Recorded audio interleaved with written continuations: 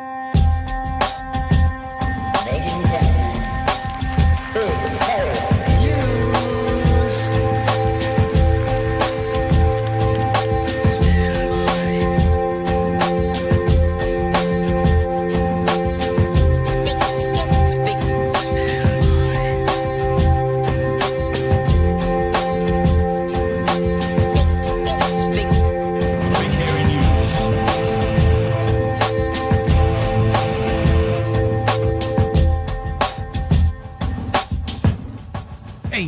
Kia ora koutou te whānau. Welcome back to Monday the 12th of January as we wrap up our best of. It's going to be a fun week actually. Tonight we're doing the best of November, tomorrow the best of December. Thursday night we asked you guys what you wanted to know about and hear from in these best ofs, and people talked about how much they enjoyed Waitangi Day. So Thursday night is going to be the best of Waitangi Day. So the interviews, the conversations we had around about Waitangi Day. And then Thursday night is going to be the best of the best of. Basically, YouTube only. What were our 3 most viewed clips in 2025? So Thursday is the best of the best of. Tonight, though, we are going to replay from November our conversation with Sam Seder, which very much looking forward to. There's been conversations around ferries the whole year, hasn't there? Announcement made in November that Tangi Utikere came on and had a chat about. But let's start off with a conversation around policing. Jevon McSkimming, a whole bunch of negative stuff around the police came out in October, November. And we then were able to say, so Tamatha was right, that some people don't feel more comfortable, that some people actually feel less safe when the police turned up. Let's do that now. Let's have a look at this, and Sean, we've got you here, so do one story with us to give the people a bit of a vibe around who you are and what you're about. This I caught on the 6 o'clock news. It's very rare to see the 6 p.m. news on TV1. I don't know if TV3 did it or not, but cut live. So the TV1 news started and they went breaking news. And normally when TV1 does that, it's a story that's come out at 5:30 and they've got a package for it. But literally went to Mikey Sherman in the corridors of the Parliament, and she literally went, there's a press conference going on right now, let's go to it. And they went straight to the press conference where Mark Mitchell spoke, and then the police commissioner spoke, and then there was Q&A. The Attorney General didn't speak. Well, did obviously, but not during One News. And it's that the Jevon McSkimming complaint, right? He's been done for, and I'm just going to paraphrase, I'm not going to necessarily hit the exact charges, but basically child porn and bestiality. That's the things that were in his computer and whatever that means legally. But what came out in this IPCA report, amongst other things, and I'm sure we'll learn more over the next 24 hours, is that there was just as a female, I don't even know if it says female officer, but a female was a complainant about Jevon McSkimming's alleged inappropriate sexual conduct. Alleged. Now, he never got charged with anything, but what happened, what's being reported now, is that the individual that made the complaint was the person that was then charged under the Harmful Digital Communications Act in relation to emails that accused McSkimming of sexual offending during his time at the police. So she sent emails saying this person has offended sexually, and she was then charged. The charges have been withdrawn. No charges were laid against McSkimming for sexual offending, so we need to be careful. You know, it's alleged, yada, yada. But that's what's come out today. And at the press conference, what I thought was interesting was they used the phrase several times at the highest level. Such and such happened at the highest level. Now, the only thing I was unclear on is the highest level of the police is Parliament. I'm assuming they were saying at the highest level, but they never said of the police. They just said at the highest level. There was no accusations made in the press conference I saw about any ministers or anything doing anything untoward, but that's still something that needs to be cleared up a little bit. But I guess, Sean, you're our guest. If you want to have first crack at this breaking news story, which we're going to find out more about in the next couple of days, what are your initial thoughts on it? My initial thoughts is that it's horrifying, it's scary. That would speak to a systemic intention to dissuade complaints against other officers, let alone positions of power. You said before that it would reach Parliament. I don't know. I think in my imagination, when I hear at the highest level, I assume I would, like, it's weird to say I would hope, but I would hope that it's within the police and doesn't reach its highest Parliament. If it were to reach its highest Parliament, that would be a monumental just scandal. And I feel kind of weird using the word scandal, because scandal to me, I feel, is a bit reductive. It's kind of implying that I feel it kind of doesn't give the appropriate gravity to the story. I don't know what words you would use for it. It's horrifying. And to me, my takeaway is that a common talking point when it comes to kind of promoting people is, and especially in right-wing circles, is, well, who's the best person for the job? Like, don't like, I don't want to get into identity politics. I don't care about if you're black, white, whatever. Who's the best person for the job? And it's like, guess what? Sometimes your identity, the demographic that you belong to, whether it be gender or racial identity, does very much factor into the merit of that role. I do imagine that if we had more females at the high end of the police, I think something like this, not only do I not think that anything like this would happen, I think that the complaint would have probably actually been touched on. So I think it's just, and again, it's all alleged, and at this point, I'm speaking hypothetically, just to cover ourselves, but it's pretty horrifying. Chewy? I'm going to link this to a couple of things. Remember the shitstorm when it was dared be suggested that some people don't feel safe around the cops? Yeah. Right? And this is why. Because we can link this back to other high-profile cases where women went up against the police or tried to draw attention to the behaviour of the police, and they were ignored, they were sidelined, they were maligned, they character assassinated, some of them. And here we have, again, an old boys network closing ranks at the highest fucking level. These are leaders. These are people that have been involved in the police for many, many years and have worked their way up and built those relationships. So this sounds rotten to the core.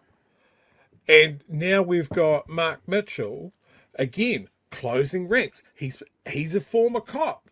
He's one of the boys. Can we really trust him to look at the police as it stands and goes, well, this is fucking serious? Yeah. Do I have to cut out the rot? Or do I just have to make sure that people don't see it? Hey, that's my concern. Chewy, can I just take a step back and just congratulate you on that link you just made? That is fucking genius, mate, what you have just said. Like, honestly, this is what you're talking about. And the link you've just made is I'm not even going to think of a flash word. It's just absolutely spot on, to a point that I'll be messaging Tamatha shortly and see if we can get her tomorrow night. I know she's been off on sick leave, but she's back at work, because what you've just said is all of the people who said to Tamatha, well, why would anyone be scared of the police? Let me just read a bit more of this article just to come back in. And see why they'd be scared of the police. The complaint it talks about comes as the IPCA has released a damning report into the handling of serious complaints made against the former top cop. 135-page report said there had been serious failings by very senior officers. Now listen to this if you're someone laying a complaint. The charges, staff understands, right? So you're the person who's not supposed to be scared of the police, right? So you're the victim. Stuff understands the individual accused McSkimming of sexually assaulting her in a series of emails. However, according to LAC and the IPCA, police unquestioningly accepted McSkimming's story of events and laid charges against her instead of investigating the allegations. So they didn't even investigate the allegations according to the IPCA, they just laid charges. Over a period of years, she attempted to report allegations of serious physical, psychological, and sexual offending by McSkimming. Then one of the most senior officers in the country, instead of being heard, she was dismissed and utterly prosecuted for speaking out and raising her concerns, her lawyer said. Let me ask one other thing. Now, I'm not going to jump up and down about conspiracy theories yet. I'm unclear, and maybe I haven't quite read it yet, I'm going to skim, when this started. And then I'd like to also understand when the complaints were laid, because it said over a series of years. When did Mr. Mitchell leave the police? Like, was there a crossover? I'm not accusing him of doing anything. I would just like to know, when you're talking about the Old Boys Network closing rank, could there have been any crossover between people he knew personally and that? Because that would be an interesting thing now. Again, make it very clear, I'm not making any accusations against Mark Mitchell, but what are the years this happened and who was in charge then and who were senior police officers then? That's what I would like to know now. Yeah. That's what you need to look at. You've got two of them now. So what are the links? What are the relationships? And I'm sorry, they need to be investigated fully. The charges that they brought against this woman, my understanding was basically she was spamming them. She sent 300 emails making this accusation. And so I think they go, this is fucking out the gates and annoying. Let's see if we can get her to stop. But at no point did they go, we are the police. We need to be held to the highest standard. Where is the accountability?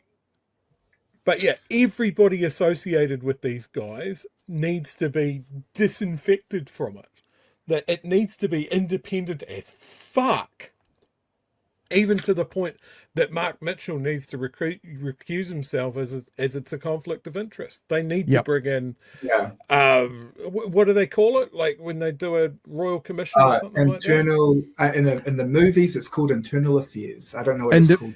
Independent. And look, I have to say that there was announced independent. I also want to say right now, I can see in his bio that he finished up, ironically, the group he had working in Afghanistan, Somalia, and Darfur was called Threat Management Group. He sold that in 2010, so there's probably no crossover there. So I won't quite withdraw and apologise, but I will say there's probably no smoke there. Not that I was accusing him of doing anything, but if he knew people who knew people, is there a conflict? As Chewie's just said. I mean, there's the Independent Police Complaints Authority. I don't think that's independent enough for this. Like, I think this is... Well, they've pointed it out. They're the ones that have made some big noise about it. But if they've made some big noise about it, what I think you're saying, Chewie, correct me if I'm wrong, is it must be really bad. Because if they're making big noises about it. If the top cop gets taken out for child abuse, porn, and bestiality on a work computer... that is a big problem. And like there are other smaller problems. Like there was a story last week about how a whole bunch of breath testing results were just wrong. You know, a huge amount, thousands and thousands just didn't exist or were false results or that sort of thing. So when you're looking at that and you're going, do people trust the cops? Does a woman that has an accusation against a police officer feel safe to go into a police station and make a complaint and be treated fairly? Now, you wouldn't say that's going to happen every time, but when it's you doing it, do you trust the cops? And I think everybody here that jumped on Tamatha over her. Sorry, did I say the name wrong? Tamatha, sorry. Yeah. Brain fart.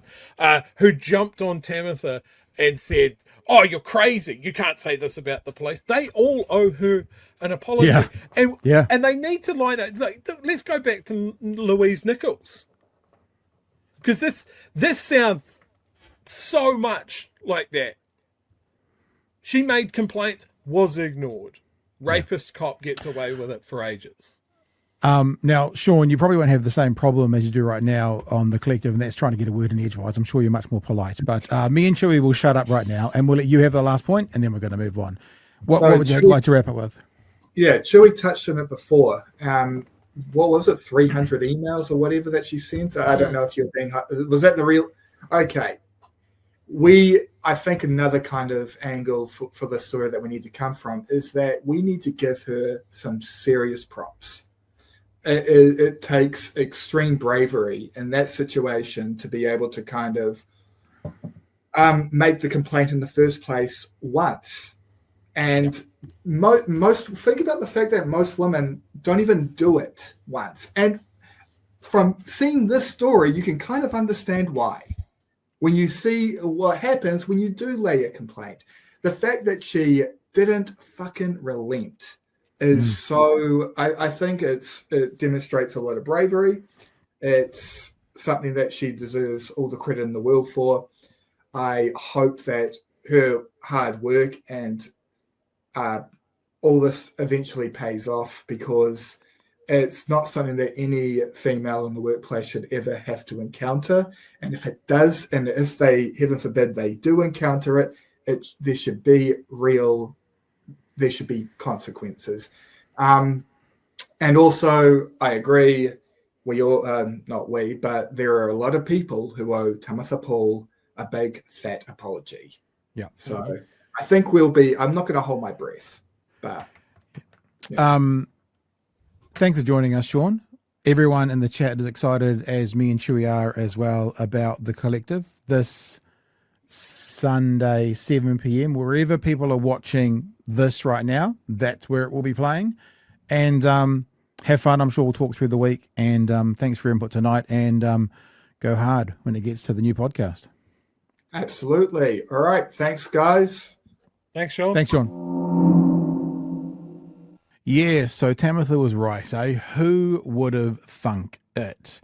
I just want to give you a real quick heads up on primarily the shop at the moment, actually. But if you haven't yet gone and had a look at the BHN website, I'd really encourage you to, bhn.nz. Friends of BHN are on there. We've got a bunch of people that we know and love and that we are happy to publicise and get behind on our friends of BHN.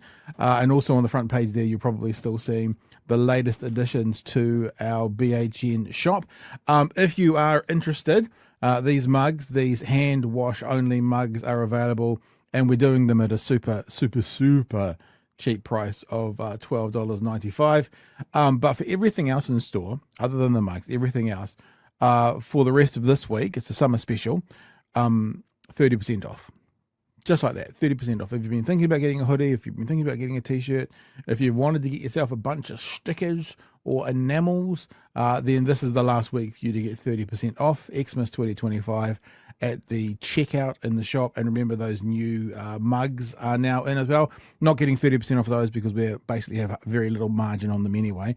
We're just wanting you guys to get your access to them if you want them. Mugs are there. Everything else in store is 30% off, using the code word Xmas 2025. The ferries, Nikki Nobo, speaking of the stuff in the store, has been a topic of conversation for the whole year. 2 years, in fact, let's be honest. And Tangi Utikere came on and joined us to talk about National's latest announcement. Winston Peters trying to hide the fact that the ferries, as we said from day one, are going to be lesser quality and cost us more. We'll check out that conversation now. Let us welcome to the show, direct from Parliament, Labour Party MP and spokesperson, I think, for transport. We'll double check that. It's Tangi Utikere. Hey, g'day, Tangi. What's up? Tēnā kōrua.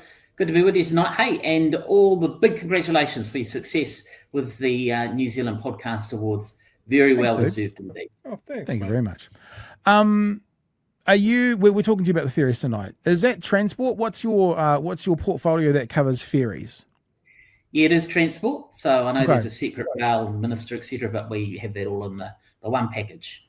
Because it is kind of infrastructure as well, isn't it? It's sort of the road between the North and South Island. Yeah, it's the Blue Highway. Yeah. Yeah. Okay. But it comes under transport. It was a very interesting day yesterday watching Mr. Peters, and it was an interesting day watching Mr. Peters today as well. We'll talk about that later on in the show. But we did feature it last night in the show, but because the news kind of came out later in the afternoon, we sort of didn't give it the full hey-ho. We featured it, we looked at it, and we had a bit of a chat, because on first investigation, it does seem to have some pretty big holes in the plan, like, for example, thinking they're not going to include the sunk costs as a part of the expenses for what the taxpayers paying for the ferries. And also Mr. Peters saying yesterday, some people said it was going to be as high as 4.2 billion. So actually we're saving, I was like, some people might have said, Mr. Peters, it was going to be 50 billion. Why didn't you just do that? And then you could have been saving the country $48 billion. It would have been even better. But rather than, I guess, meandering through our first feels and thoughts about it, I guess we'll just give it to you, someone who's in the house at the moment, and this is your portfolio to talk over. We got an announcement yesterday. New ferries are coming. What do you think about that, Tangi? Well, it's a whole big shambles, really. And you're right. I mean, what I was saying yesterday and what I've been saying today, so when I heard it, is that, Winston Peters has basically swept under the rug the $671 million that Nicholas cost taxpayers and Kiwis as a result of cancelling the ferries. He gets a bit tetchy around that. You probably would have noticed that yesterday when it was put to him a few times, but he's not really sort of fronting up in that particular space. But he loves to pluck a few numbers out of the air from time to time. The bottom line is this: we're going to be paying more and we're going to get less. And we're going to have to wait longer to actually get these ferries. We had ferries on order, underway, cheaper here arriving next year. So it's pretty disappointing, to be fair. We talked quite recently when Mr. Peters made the announcement that there was an upcoming announcement and talked about he'd be saving the country billions. That might have been 6 or 8 weeks ago. And so we did the numbers pretty quickly. And if the original kind of blowout budget was going to be $3.5 billion, saving billions means at least 2. And the sunk costs were $700 million. That means he had to do everything else within about $400 million, including buying the ferries and all the infrastructure for them to be able to save billions. That's just how numbers work, Mr. Peters. This is what I'm trying to figure out, right? How do we make sure this doesn't turn into a partisan online argument where everyone just believes what their side takes them? This is mathematics. This is numbers. How do we ensure that the public know you can still support the blue tie if you want, but you got it do it accepting this is the reality of what we're looking at right now? Do you know what I mean? Yeah, and it is about making sure that the questions are asked and that they're answered. So the 671 million is a good example where Mr. Peters is just not prepared to actually be fairly public about including that in his figures. The other part, of course, is that, the existing fleet, which is down one, our rail-enabled ferry is out of action, it's been retired. Those ferries will need to have increased maintenance because the lifespan of their life has basically been pushed out. So that's additional cost that he hasn't also fronted up that, we wouldn't have been paying had the new ferries arrived next year, but instead we have to lump on through to 2029 or even beyond, paying additional costs, because when I put the questions, we all understand, when things get a bit older, they need a bit more maintenance. And we're talking about the tens of millions of dollars just for the maintenance costs of the existing Interisland fleet while we wait. There's a really important point that was said to me by someone within the maritime world in Wellington yesterday. I don't know if you guys are mentioning this yet, but if you're not, can I ask you to start pushing through, or at least investigating, the rail-enabled ferries? Because the point that was made to us yesterday was, if a business in the North Island has to wait minimum 4 years before they get back their rail-enabled ferry, then what they're going to do is they're going to set up a different way to deliver their product to the South Island. And once they set up that different way to deliver their product to the South Island, there's no guarantees they'll come back to using rail-enabled ferries. So this may also, I'm thankful that Mr. Peters has got rail-enabled ferries, but because of the delay, it might end up being that those rail-enabled ferries are a bit of a white elephant if everyone else has figured better ways, cheaper ways to get their product to the South Island. You are 100% right. I mean, we support the rail-enabled ferries. That's what we wanted all along. Ours, that were due to arrive next year, were going to be rail-enabled. And we do have some real concern that, businesses, people moving freight, all of those sorts of things will be forced to change their tact now because there is no rail enablement to get them across on the Inter-Islander and through to these new ferries arrive. And so their business opportunities change, their way of doing things change, and you're spot on. I mean, it becomes the new norm, the new routine. Who knows what's going to happen in 4 years' time, 5 years' time.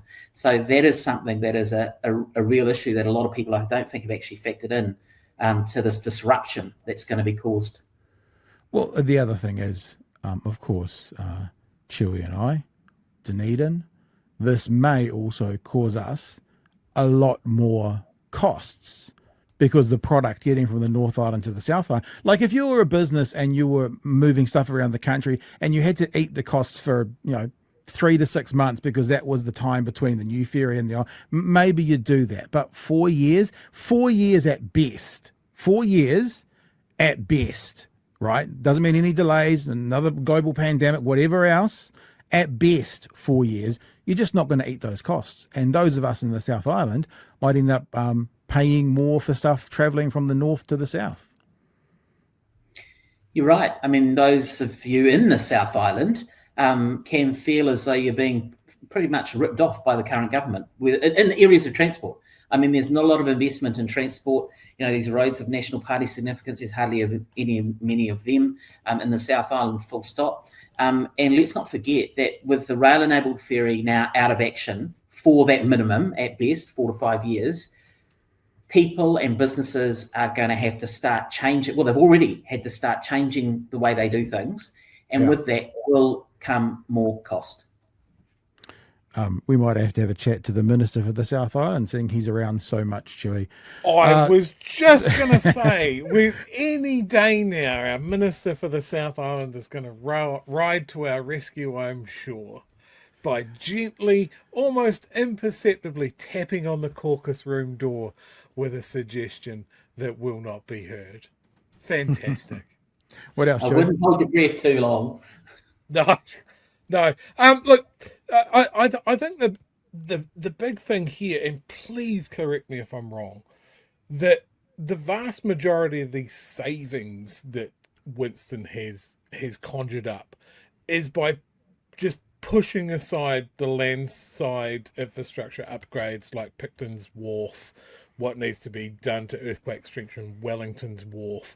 Those costs are still there and still growing because nothing ever gets cheaper over time. They're just not in the ferry project anymore. Am I right in that? That's right. And the other thing, of course, is that the port operators, so for example, in Picton, it's run by Marlborough District Council, largely through the port, they're going to have to fund a lot of that. So the infrastructure costs were always a part of, even with IREX, was a part of the package. But really, Mr. Peters is just sort of glossing over a number of things and is focusing on figures that he's plucking out from all over the place to make it sound as though he's cut a good deal. But actually, as I say, we're going to be paying more and we're going to be getting less and we're going to have to wait much longer. So it is a pretty raw deal. All a result, as we know, because Nicola Willis decided to cancel what was a project. And we had, 551 million for those 2 ships arriving next year. Just under 600 million for the ships alone that Mr. Peters is, I understand, heading off to China next week to go and check out the shipyard to see what's happening there. And we still have to wait. Here's something I noticed, and I watched the press conference yesterday, and I have to tell you, after he delivered his sermon, stood back and went, "Any questions?" I've never seen him grumpier. Like, you're saying that he didn't respond well, because the reporters were like, sunk costs? What about, and one of the things he said, and I'm not going to use the whole quote because I tweeted this yesterday, so I'm looking at my own Twitter feed. Peters was talking about the 6 companies New Zealand spoke to, and he said, quote, can't tell us the name. He said, because, quote, the process is still going on. Now, if the process is still going on, and if that's the reason he can't tell us the names, how the hell has he got a number? Because the process is still going on. Exactly. I mean, this is also a lot of the stuff that's been shrouded in secrecy, where he makes an announcement to say, you know, the next big news flash is coming, and it's like, well, we've got a deal on the way, but the specifics don't come out till 2, 3, 4 months later.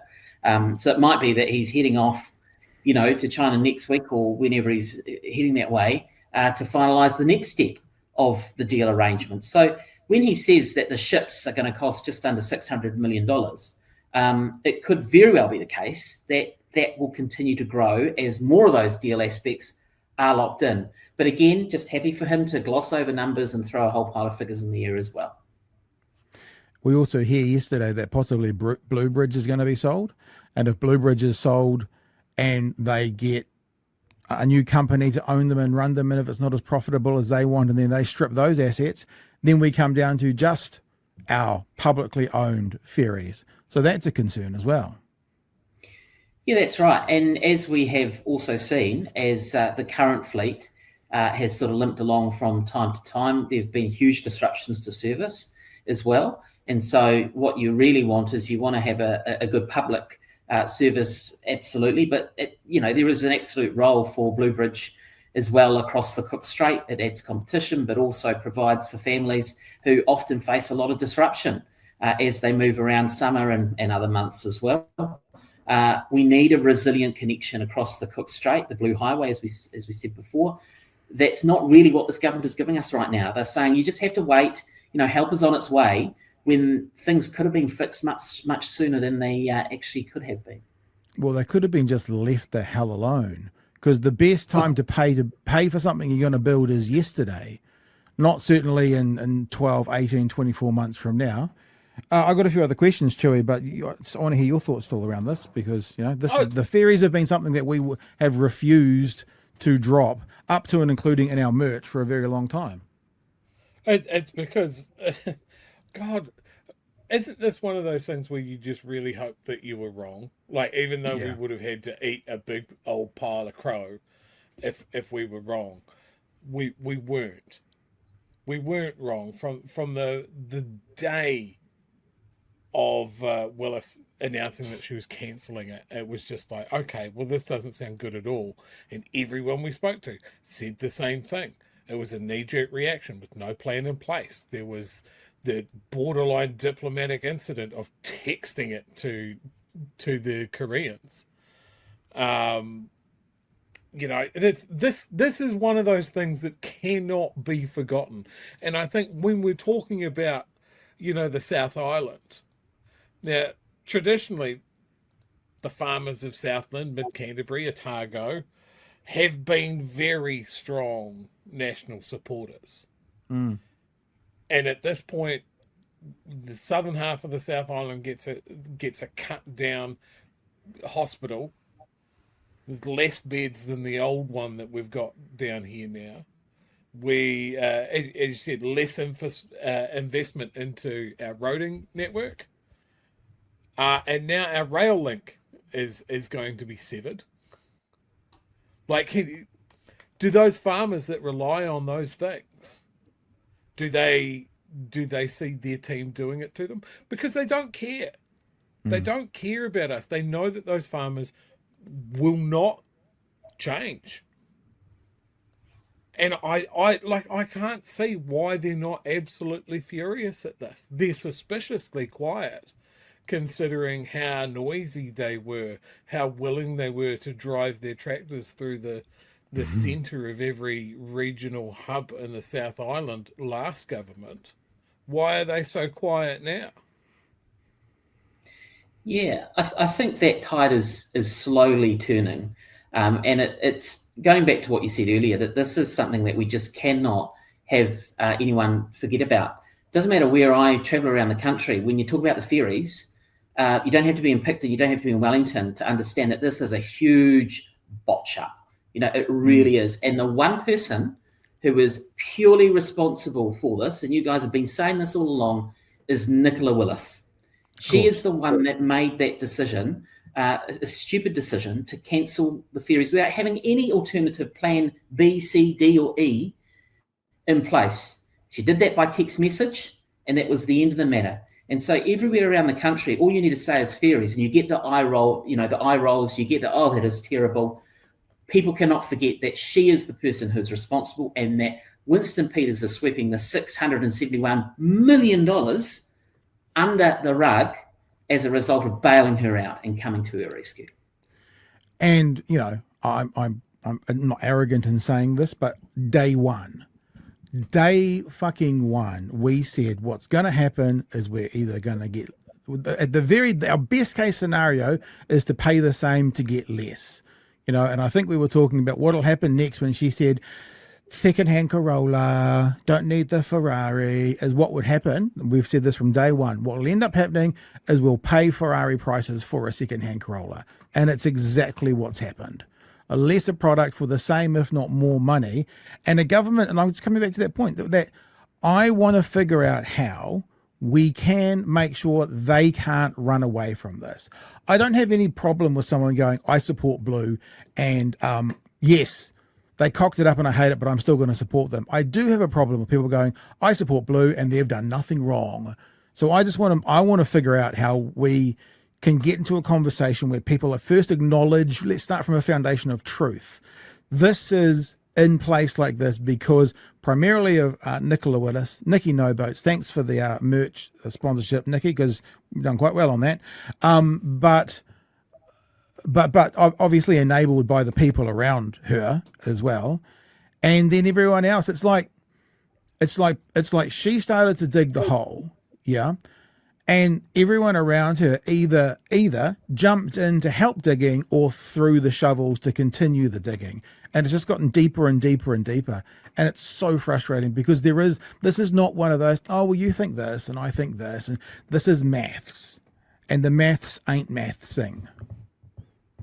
No, and she made the call, and the entire government is complicit in the actions the action by text message that she took.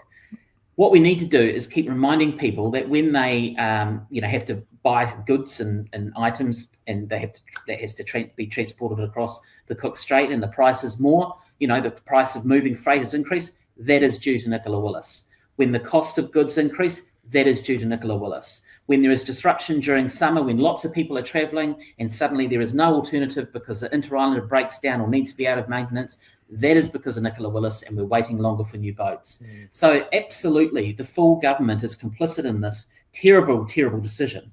But we just cannot wait until next year's election and then everyone think, oh, it's all good, tickety-boo. No, she is responsible. She is why we're experiencing this pain and why this is going to cost so much more money. Yeah. And look, I said this to Chippy on the show, and I'll say it to you. If you guys become government in 12 months from now, can we please rename those two ferries we've got right now, the SS Nicola Willis and the SS Christopher Luxon? Because I want I took a ferry in January. Arguably it was a Blue Bridge, but I'm understanding Blue Bridge was the example they were using, and that broke down on the way over, that they nearly didn't continue on, and it was rusted out. And I dug a bit of paint off with rust all underneath it. So that's their example. Because at least then for the next 4 years, when people get cancelled or get stuck or whatever, they can look at the name of the boat and be reminded of who it is that has kept them on that boat. That's what I want you to do. But before we go there, this is my actual question. How much does this now hinder Labour? Because if you guys get in 12 months, if you become government, I'm assuming you can't there go cancel it again and start all over again, because it'll be another 5 years.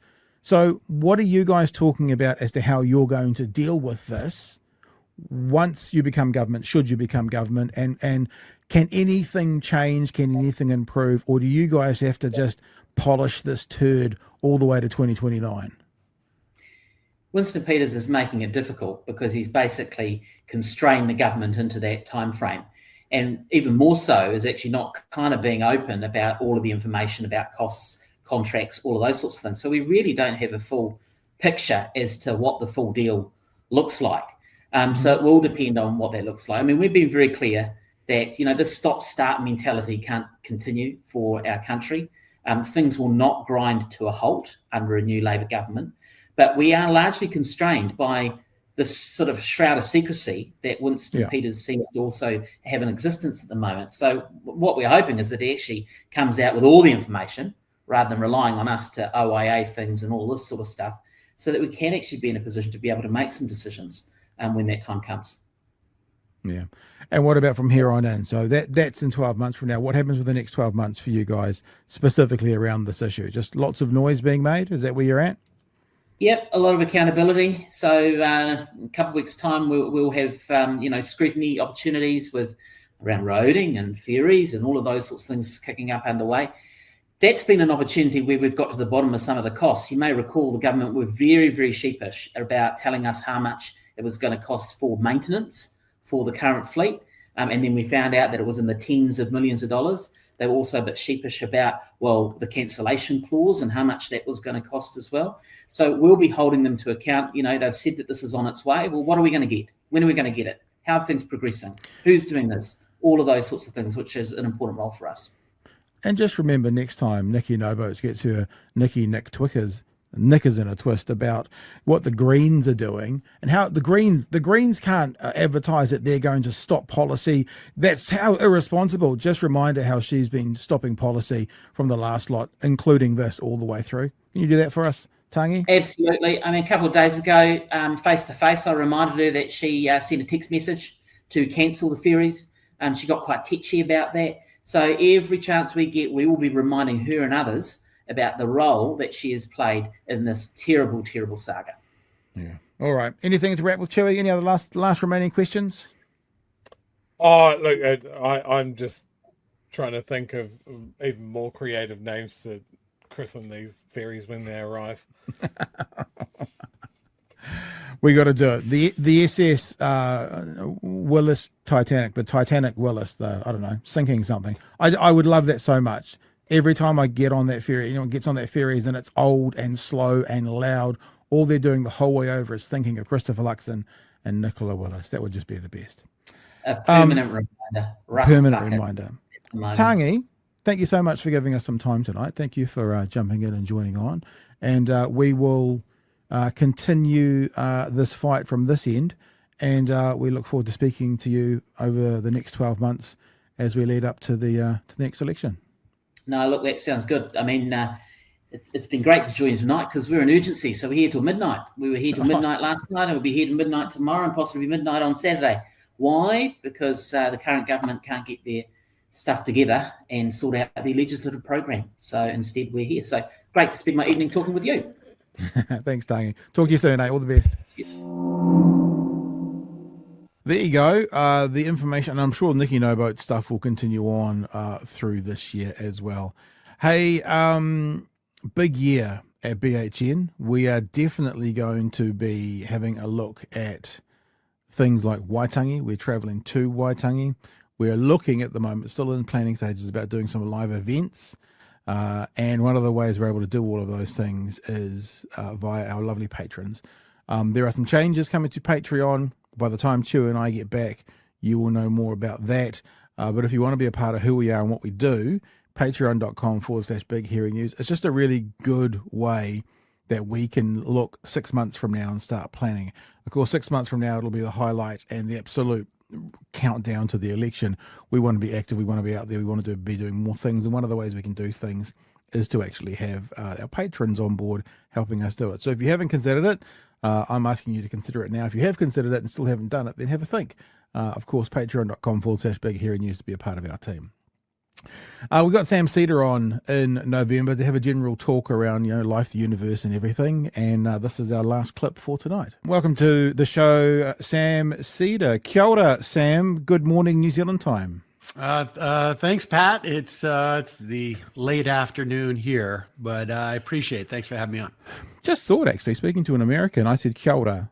Kia ora is hello, welcome in the Māori language here in New Zealand. It's, I guess, one of the differences between New Zealand and a lot of other kind of Western colonized countries is we intersperse quite a lot of our indigenous language in and around English. It's sort of it's kind of the New Zealand version of Spanglish, I guess. It's sort of in and amongst, I guess, actually like probably here in places in America, a lot of Latino, a lot of Spanish being spoken, but not Indigenous American.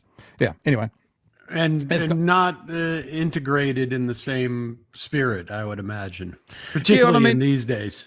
Yeah, well, we're not. It's a strange thing here in New Zealand that we are probably done better than most countries in the world with the Indigenous population, but we've still got a long way to go. So to say that we're kind of world leading is a pretty shitty thing to say when you see how much bullshit there is still going on. Right. Hey, listen, I wanted to talk to you about Zoran and perhaps the Democrats' fold, but just today, of course, as I wake up, it's breaking news.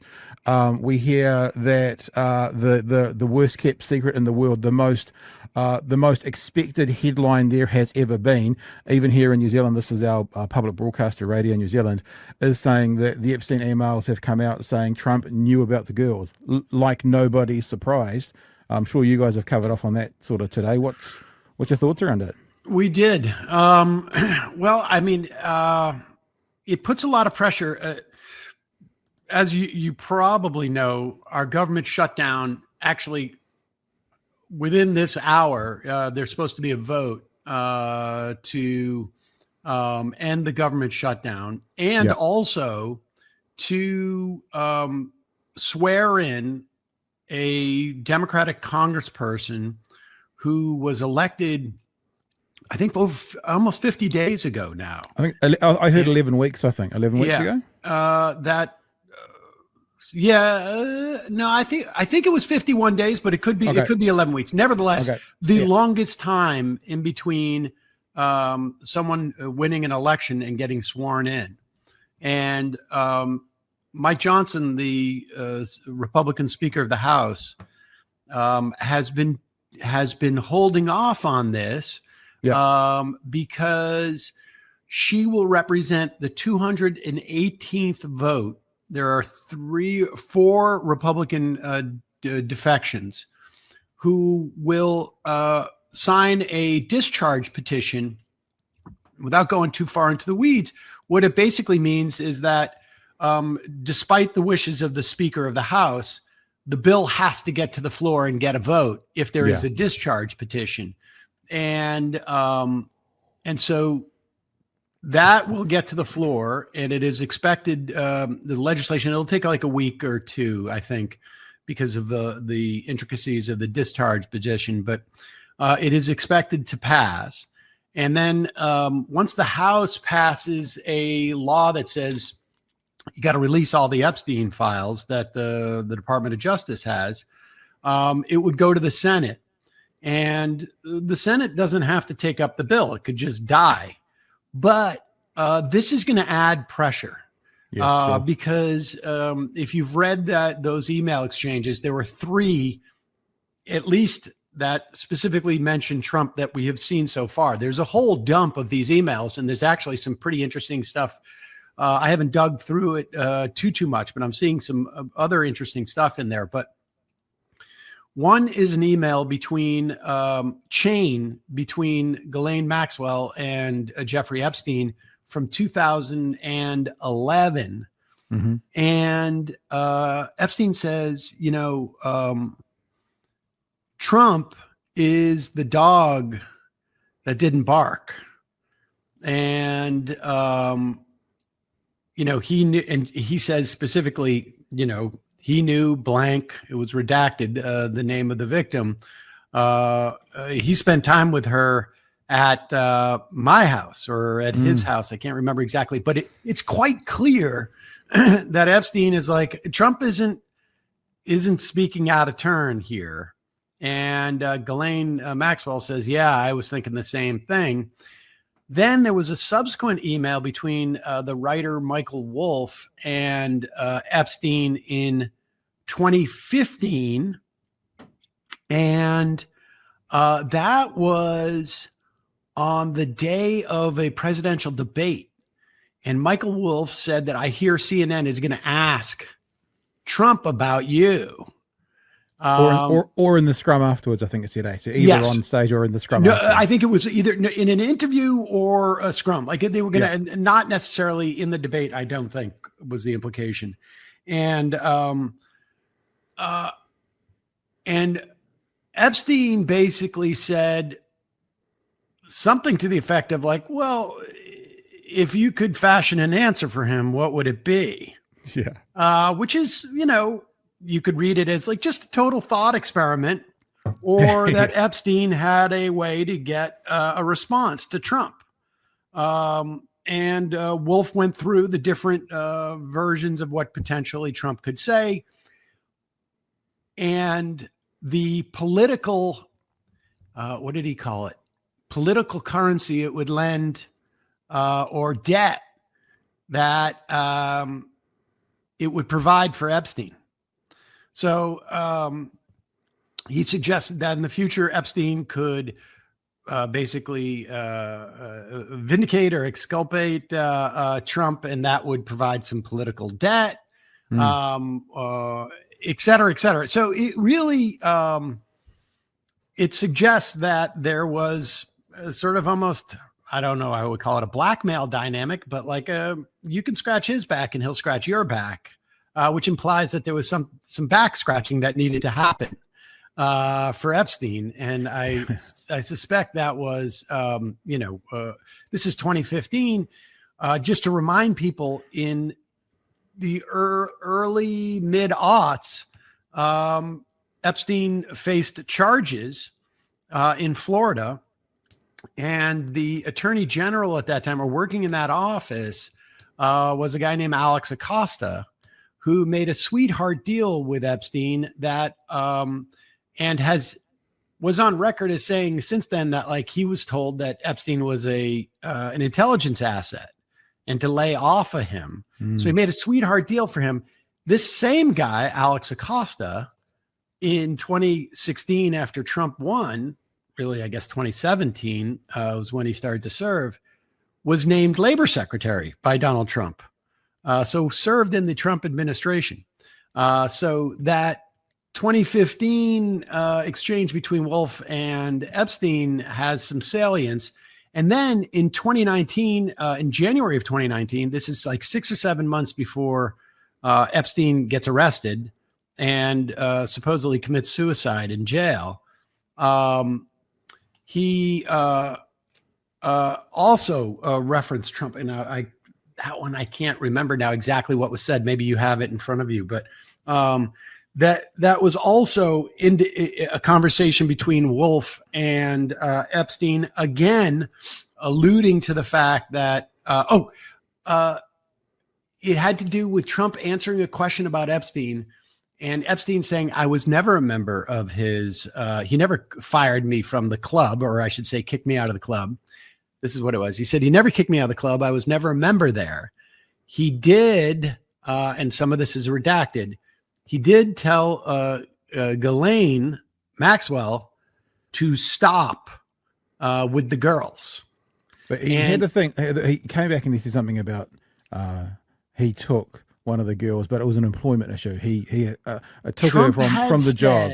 Yeah. Trump had said that he was poaching workers, but yeah, the way that Epstein phrased it, it implied that Trump knew there was something ongoing about the girls.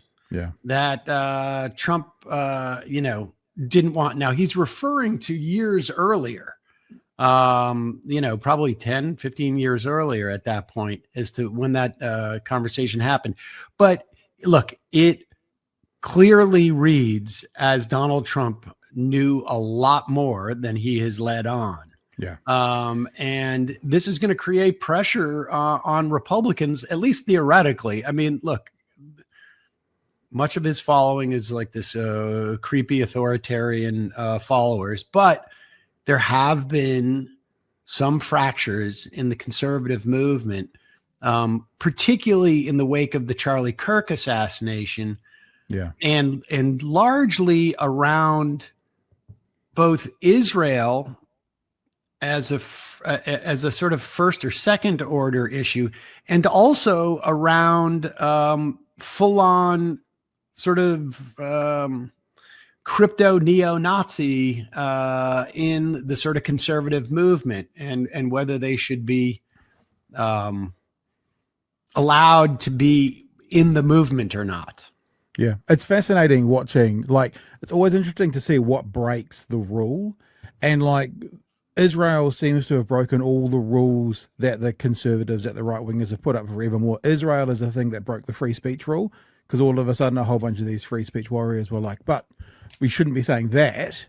Right. Israel seems to be the thing that's broken the, like the Marjorie Taylor Greens of the world, broken the loyalty no matter what to Trump rule. And it's fascinating that that conflict that's gone on in Israel, and the genocide in Gaza is the one thing. I mean, Trump famously said, I could shoot someone in Manhattan and wouldn't lose a vote. But Israel is the same here in New Zealand. Like a lot of our kind of right-wing online, quote unquote, pundits, who are like these guys who call them free speech purists, then are also saying, oh, this should be regulated. This speech should be regulated because it's saying that you shouldn't shop at these real harmless stuff. So it's been fascinating to watch Israel be the thing to break all these rules that the conservatives generally have set up for the left, but now won't apply to themselves around Israel. And it seems to be similar in this situation. Yeah, I mean, I think that's true. I also think that there's other things that break the rules too, frankly. I mean, at the end of the day, like the idea that Zohran Mamdani is a Muslim all of a sudden is problematic. I mean, look, at the end of the day, many of these people are Christian nationalists, and it's just a question of how far down the natural destination that their ideology leads do they feel comfortable expressing in public. And it's moved further and further to the right. And I would say Marjorie Taylor Greene did not may have broken with Trump over Israel, but it really was Trump telling her not to get into the Georgia Senate race. Yeah. And then Marjorie Greene decided, okay, this is not the path forward for me. And now she has become sort of like, just in the span of like 4 months, a contrarian of sorts within the Republican Party. It's sort of fascinating. I don't think it's terribly sincere, but it is what it is. So you would put her current position, outburst against Trump, to the Senate seat rather than to the Epstein files? Because she does seem to be one of those people on the right who has gone, no, these files have to be released. Are you suggesting that that's Donald more Trump of a said reaction? to her, yes, had Donald Trump said to her, The Senate. I'm backing you Okay. for the Georgia Senate race, I have a feeling we would see a radically different Marjorie Taylor Greene. You've brought up in this conversation already the shutdown.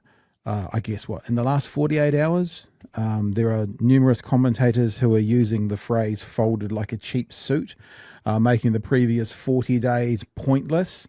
How are you reading it from your end as to what's happening with the shutdown, especially because the Republicans have basically said, oh, no, we'll have the conversation around taking their healthcare away after you pass it.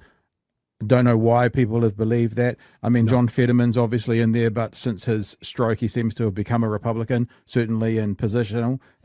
But what's the response from your side, from your end in America, to them folding and raising that debt ceiling? Well, it's not raising the debt ceiling. It's continuing resolution to extend the budget as it is now, I think until only January 10th. And then they'll do this again.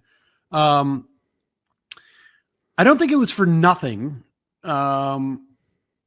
because they managed to get the issue of it was really, look, I'm not a huge fan of this part of the Affordable Care Act, but it's subsidizing private insurance. I would rather, obviously, our government provide health insurance, which may sound like obvious to any of your listeners or viewers, I should say, but we subsidized during COVID. The government extended the pool of people who would receive subsidies. These are people who do not get their health insurance through work and get it on the ACA exchanges. So you're talking about, maybe 10 million people. And it increased the subsidies for people moving up, I think topping out at 400% above poverty line. And these were not, they had an expiration date largely because of Joe Manchin during the Biden administration foiled the plan to make them permanent. It has drawn attention to the fact that the insurance rates are going to go sky high. And both because the cuts from the signature piece of legislation the Republicans passed several months ago, the so-called Big Beautiful Bill, throws people off of health insurance, Medicaid. And because of the anticipation of the rollback of the subsidies, the risk pools that are in these insurance that the insurance companies cover become basically sicker, and so they've got to raise rates. So rates are going up, and subsidies are disappearing. Yeah. So for some people, they're going to be paying literally 114% more than double their insurance rates on a monthly basis. And it's quite clear now, at the very least, that this is going to be attributed to Republicans because of the shutdown. That's the only way that was communicated, in my opinion. The shutdown, so as a political matter, I think it was helpful. We'll see how helpful in a year from now. But in terms of a material matter, it was a complete waste. We're not going to get those subsidies increased at all. We're not going to get assurances that Trump is going to follow what the budget says. I mean, that's the big problem, is that he has been basically breaking the law and unilaterally deciding he is not going to fulfill the appropriation of Congress for any given agency or whatnot. And he's shifting money around. So in that respect, Chuck Schumer failed to lead the caucus, and I think, frankly, orchestrated in a sort of hands-off approach the end of the shutdown. And mind you, not only was it going well as a political matter, Trump was at his lowest approval rating in the history of him as president, not just this term, but in the history of him as president. And Republicans were being blamed for the shutdown. But the Democrats just won a week ago yesterday. It's an off year election. So it's not even the non-presidential election. But nevertheless, I don't recall, and I've been doing this professionally now for over 20 years, an election where Democrats won every race that they were supposed to, and many, many races that people thought, no way. The Republicans literally won nothing short of like places where they were expected to win by 15 points. Yeah. And so you're talking literally peak leverage. Couldn't have been more leverage. But I think a lot of it was to protect the filibuster, because Trump wasn't going to capitulate. The Republicans, they listened to Trump, and he was pushing for them to get rid of the filibuster, which they've done on at least 2 or 3 other occasions to get stuff through, smaller stuff. If they had gotten rid of the filibuster in this instance, Democrats would have been obligated to also ignore the filibuster. And then all of these politicians would have to be accountable for their votes in a way that a filibuster sort of prevents you from having direct accountability, right? So I can say, I'm voting for this measure, but we don't have 60 votes, so it's going to fail, and it doesn't actually happen. That's a free vote for you. Without a filibuster, folks actually have to be accountable for how they're going to vote. It's a bit off topic, but I was just thinking as you were speaking, hearing the filibuster, and I'm thinking about your election system and how, North Carolina will have this many congressmen and California will have this many, and the disproportionate representation. It sounds really weird, but when I speak often to more so conservative Americans, they go, we're the greatest country in the world. And my response to that is normally just, what's the metric you use to measure that? I'm not challenging the same, but what's the metric you use to say that? Because I reckon if someone wrote a novel today and the novel was based on the rules and the society that America provides, I wonder if it would be very believable. Like, I'm thinking about the filibuster. I'm thinking about what happens with guns over there. I'm thinking about, how you elect your president. I'm thinking about health. Shit, bro. We read an email out from someone the other day where someone says they pay $24,000 a year for their health insurance in America. I have health insurance, but that's because I choose to. I pay about $150 a month. I've never used it, because we have a free public health system here. And in New Zealand, it's not perfect. People with cancer sometimes take longer to get it than if they could afford to pay for it, but they get it. And if it's an emergency, you're straight in there and there's no bill, and we don't pay to have babies. And honestly, I was just thinking, literally, as I sit here, I wonder if someone wrote this dystopian novel and it had all the rules within American society, if it would be a believable novel. Like if they had written that 100 years ago, or if it'd be like, nah, you're never going to see a country like that. That makes no sense. Well, is it fiction? If it was a fiction, like a science fiction dystopic, yeah. I mean, there's a lot of things that are just, absolutely nuts. I mean, and frankly, a lot of it has to do with the tremendous wealth disparity we have and the outsized power that money has in our society.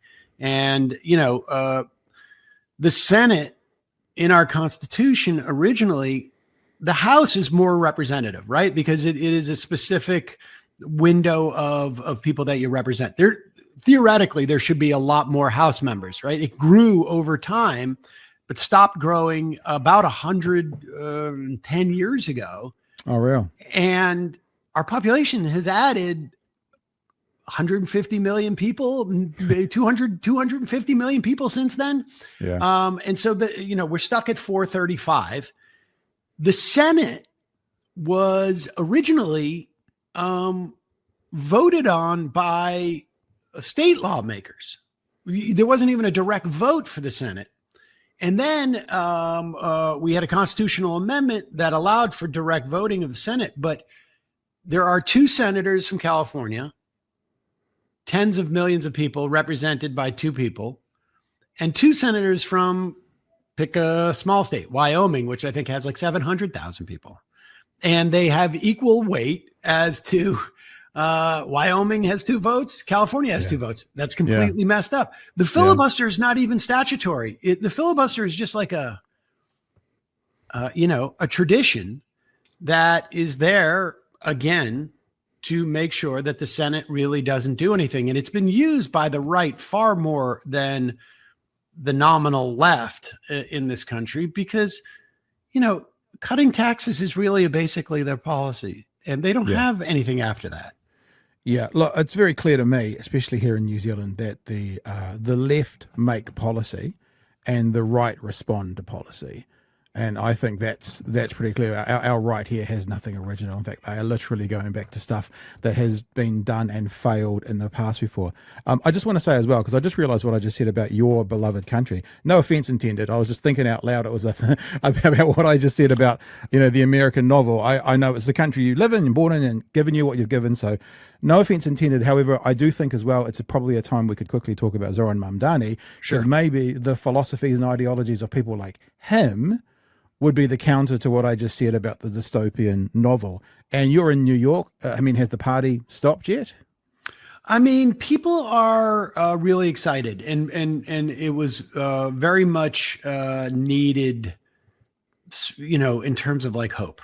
People are excited, but there's, the country is going through a particularly bad time, and there's, I think, also a knowledge that Trump's federal paramilitary force, I really don't know how to really describe it, brown shirts, thugs, Gestapo-like tactics, under the guise of ICE, which is immigration enforcement. They're maybe people have seen the videos coming out of Chicago as of late. There's been other places around the country but they are like beating up people. They're tear gassing people. The community in Chicago has been great in responding, but there's a real strong sense that he's going to do this in New York. And so I think I think people realize like there's celebration, but it really is more like this is an opportunity to get some stuff done and to do some work and to have it mean something. And so there's more of a sense of, I think, like people are like, okay, let's get ready. Man the rap. It's almost like, the flood is coming, and finally a truck shows up with sand in bags, and now people are getting ready for it. And people were pretty excited that truck made it, but and now we got work to do.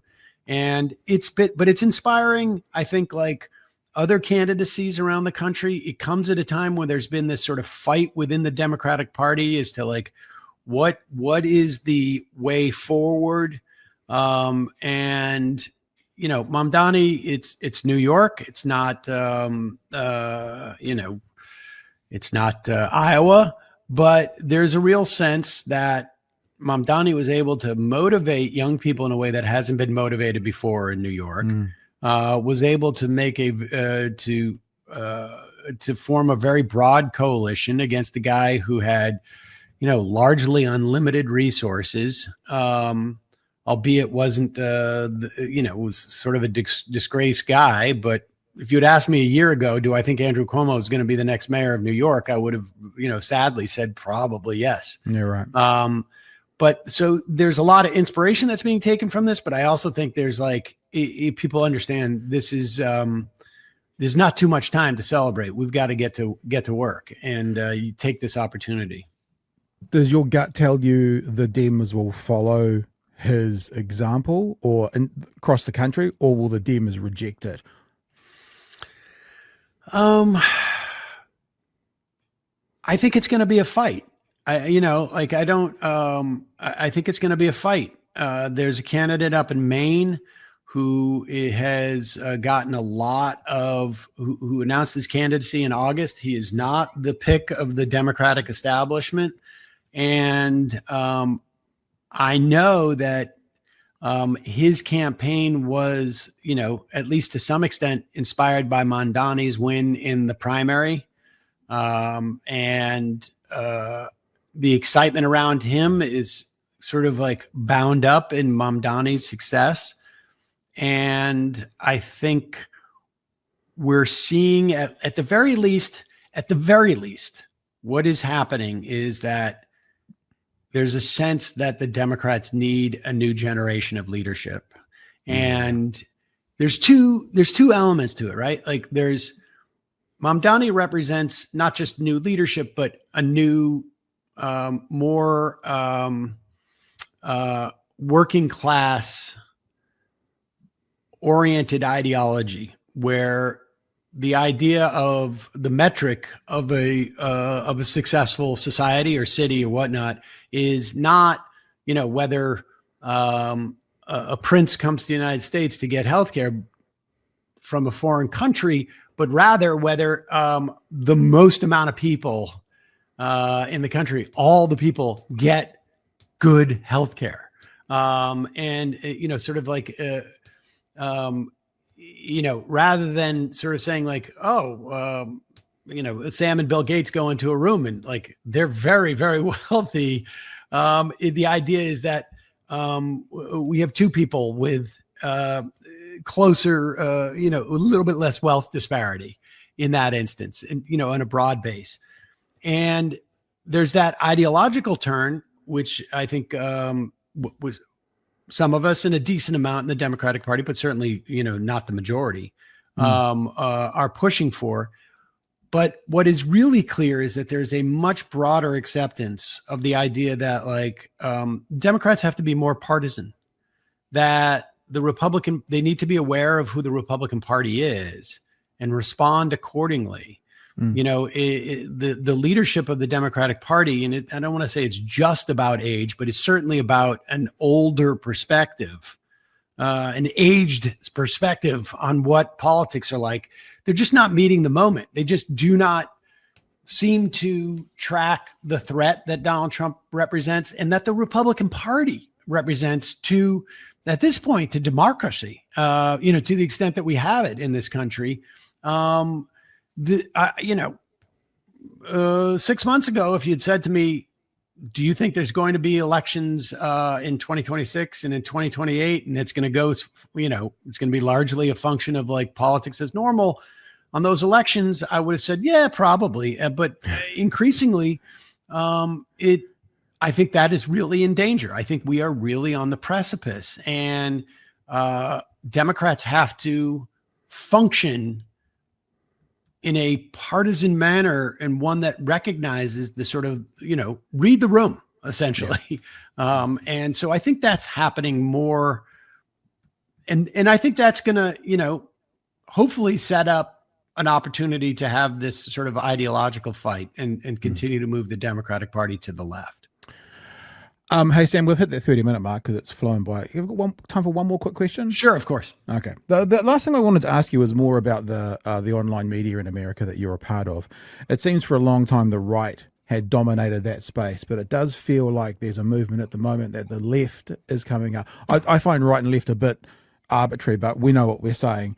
With the Joe Rogans and the Tim Pauls and the Dave Rubins sort of starting to come down a bit, and yourself and the Kyle Kalinskis and the breaking points, well, half of the breaking points starting to rise. Is there a feeling within your kind of online community that this is a bit of an era for the left, or are we not seeing it over here? Is this because it's my ecosystem and I'm only seeing you guys, or is there an upswing in America?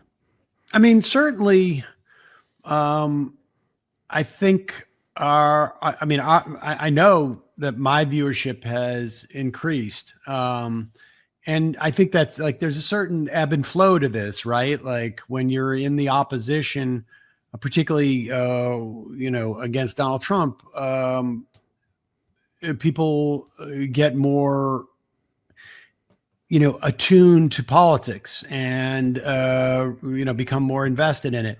I still think like the right has an advantage. There's just a lot more money behind them than on the left. And, I don't know how that's corrected because,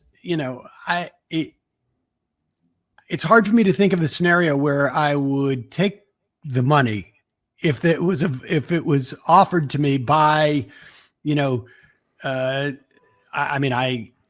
Peter Thiel. Well, but I would never take it from Peter Thiel. But even if there was like, a Democratic a think tank or, a Democratic version of the Heritage Foundation or a Democratic version of Peter Thiel, I am less inclined to take that money probably than they would on the right. But we just saw that, didn't we? Because there was that whole situation with $8,000 a month, and Brian Tyler Cohen and David Pacman were caught up in that. Isn't that basically what you're saying? You'd struggle to find a reason to take that kind of money? I would. I mean, I found that whole thing. I mean, look, I am happy that there is money going into building out a, even if it's just like sort of Democratic, normie Democrat, influencers or talkers or whatever it is. I'm happy that there are resources available because it's needed. I think that enterprise did it in a very stupid way. And certainly for some people, it was the only way that they were going to survive. But, I think they should have, if they needed that money, they should have made it clear to their audience that they were taking that money so that it doesn't harm their credibility. I think the whole enterprise with those was really stupid. And, if I had that kind of money, I would have done it in a very, very different way. Gotcha. One that would have actually built out, their audiences. I would say instead of $8,000 a month, I would say to them, I'm going to spend $5,000 a month on advertising your show on whatever platform you think is best, you want to grow in. and I will help you grow. And then I will take the other $3,000 a month that I was going to give you, and I'm going to create an infrastructure to help you. So you use clips. Well, I'm going to send out an email every day, and it's going to have 20 clips, and you'll be able to just pull them, and it's going to save you time. I mean, that's the way I would have done it. Nice. The way that it was done, I thought was just garbage. Yeah. Yeah. Hey, look, Sam, we'll leave it there because, as we said, you've given us more time than we talked about, which I appreciate. Thank you so much for giving us some time today. If people want to find out more about what you're doing and what you're up to, of course, Majority Report. But it's funny, outside of America, we know everything that's going on over there. It's not often reciprocal. So my audience knows you. All very excited last night when they heard that you were coming on today. So thanks for allowing me to do a bit of clout chasing off the back of your work. I appreciate it. Well, no, I appreciate it, Pat. It's always fun to talk to you. And, it's, I think I told you before, I spent 9 months hitching around Australia. Almost 40 years ago now. But I've always wanted to get back. I've always wanted to get to New Zealand. So it's fun for me just to zoom in, as it were. So always a pleasure. Thanks, Pat. Well, just anytime you want to come by, we have a spare bedroom. There's a bed upstairs. I may take you up on that one day. You may just get a knock on your door. I'm based in Otago, and Otago's 3 hours away from Queenstown, which is sort of one of the most beautiful places in the world. So, if you need a hookup for coming over here, shout out. It may take me a couple of years until I start to cut back a little bit, but I may have to borrow your studio if I'm still doing the show a little bit. Yeah, down 100%. I'll even take the Dunedin sign down off the back wall there. It's all good. All right, wonderful. All right, thanks, Pat. All right, we can officially say this, can't we? Friend of the show, he's been on a few times. Sam Seder here in Big Hairy News. Thank you for joining us tonight, whānau. Remember, 30% off in the merch store, Xmas 2025 for all products except for the mugs, which are already at an incredibly low price. Tomorrow on the show, we're going to be doing the best of December.